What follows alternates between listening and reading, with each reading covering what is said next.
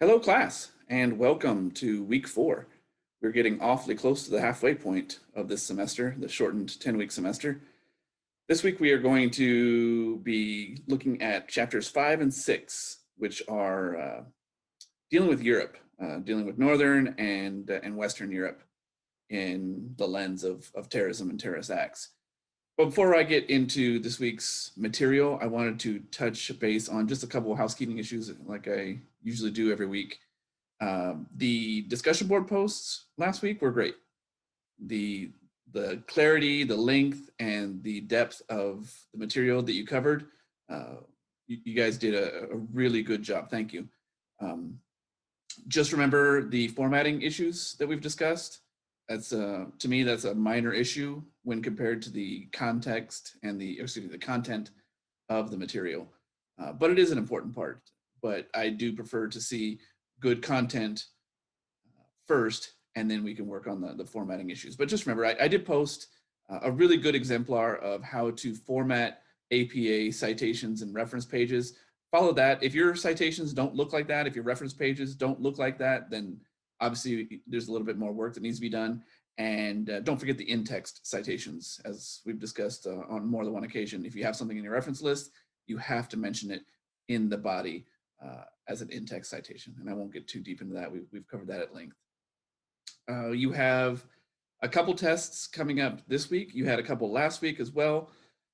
What it brought to my attention, or one of your classmates brought to my attention, some issues with the tests last week, and I went and reviewed them, and I agree. There were some challenges with the uploading of that test and the accuracy of the answers. And that's my fault for not catching those mistakes.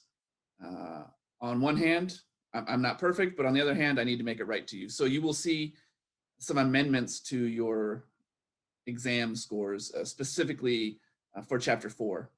I made a couple to chapter 3, but primarily you'll see some amendments to chapter 4 in the interest of doing right by you, each of you, and making sure that these scores are fair, given the fact that not all the answers were accurate. And I've also gone through the chapter 5 and chapter 6 exams and just kind of comb through those to make sure that we don't run into that issue again. So hopefully that doesn't occur. And if it does, if you see any issues that you need to bring to my attention, please do. And I will bring it to the attention of the publisher or the test bank writers. That being said, let's get into this week's material. So this week we are talking about, like I said, Northern Europe and Western Europe. And primarily what I want to talk with you about today is Northern Europe, the Ireland, Northern Ireland, UK, and Ireland conflicts and terrorism acts that occurred in the 20th century. What we saw was a rise in conflict in Ireland, specifically Northern Ireland, between the Protestants and the Catholics that lived in that region. And although you see kind of a division along religious lines, there was not a religious conflict that stemmed from these terror acts, or excuse me, that caused these terror acts. The violence, the separation was mostly sectarian, mostly ethnic. Although you will see a lot of literature that says, there were Protestants on one side and Catholics on the other side. By no means is that indicative of the religions themselves being the cause of those terror acts. What was primarily the cause was politics. There were folks in Northern Ireland who wanted to stay with the United Kingdom. As the countries were laid out, Northern Ireland was separated from Ireland as two different countries, and Northern Ireland belonged to the United Kingdom, whereas Ireland, the main portion of Ireland, was independent. And there were folks in Northern Ireland who wanted to remain with the UK, and there were folks in Northern Ireland who wanted to separate from the UK and have a unified joint Ireland. And that's what caused the conflict.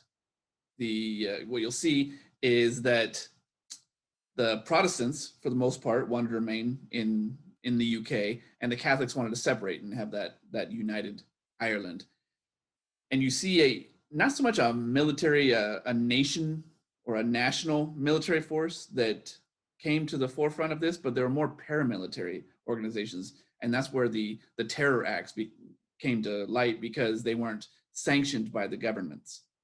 The primary paramilitary force for the Catholic side was the Irish Republican Army, or the Provisional Irish Republican Army. So you'll see IRA or PIRA, PIRA. And one thing you see in this conflict is a lot of offshoots. You'll see the Irish Republican Army become the Provisional Irish Republican Army, and then there'll be a division of thought. There'll be a conflict of thought, and then they'll become another organization and another organization. So you see a lot of interesting offshoots that are all seemingly fighting for the same side, but not necessarily getting along perfectly. As we've discussed in previous videos, there is a cost to terror acts. In order to have a paramilitary organization, there has to be some sort of funding, and for the most part, it can't be legitimate funding. There aren't not a lot of legitimate funding sources for terror organizations or paramilitary organizations that are separate from the government. And so in order for the PIRA, the Provisional Irish Republican Army, to exist, to continue with their organization, they had to fund that. And they funded it through robberies, kidnappings with ransom, thefts, things like that. Criminal acts to fund their additional terror criminal acts. And another interesting aspect of being a paramilitary organization and not a nationally sanctioned organization is when members of the PIRA were arrested or captured and imprisoned, what was their status? Were they criminals that were going to be imprisoned? Was there a war going on and these were prisoners of war? So it's kind of a gray area as to how they were to be treated. And that came to light when there was kind of an uprising within the political prisoner groups, and that's exactly what they turned out to be, was political prisoners more than POWs. They weren't necessarily prisoners of a sanctioned war. So that since it was politically motivated, and we've discussed in the past that so many terror acts are politically motivated, then these prisoners needed to be classified as political prisoners. They were said to be given special category status. That's the quote. And remember that term for the exam, special category status.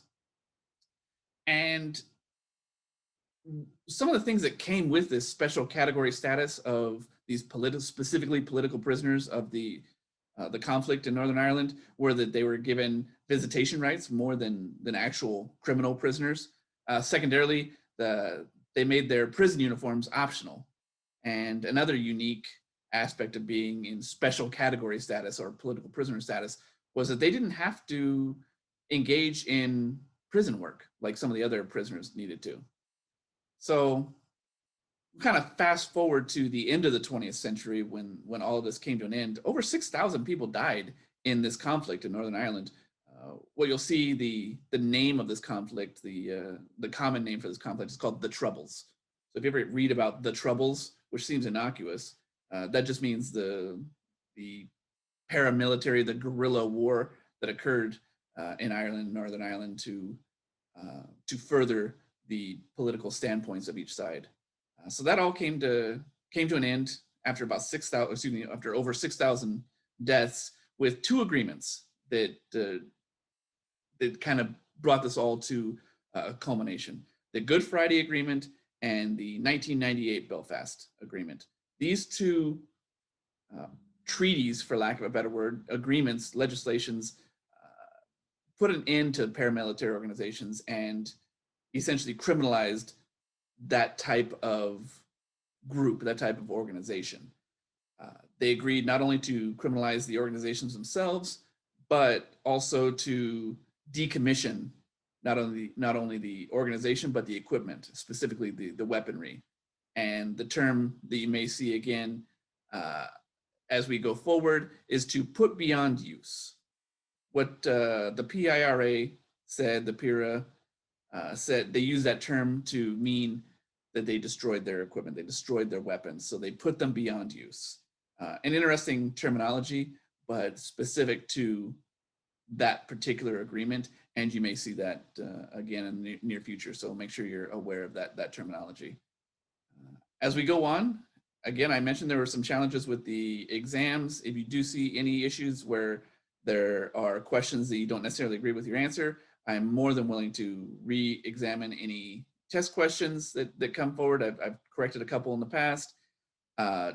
Just know that if you are going to challenge a question, then you need to do the research to provide the support for that challenge, whether it be a location in the textbook or a page number, things like that, so that I can accurately go back and see exactly what you're looking at and compare that to the exam bank.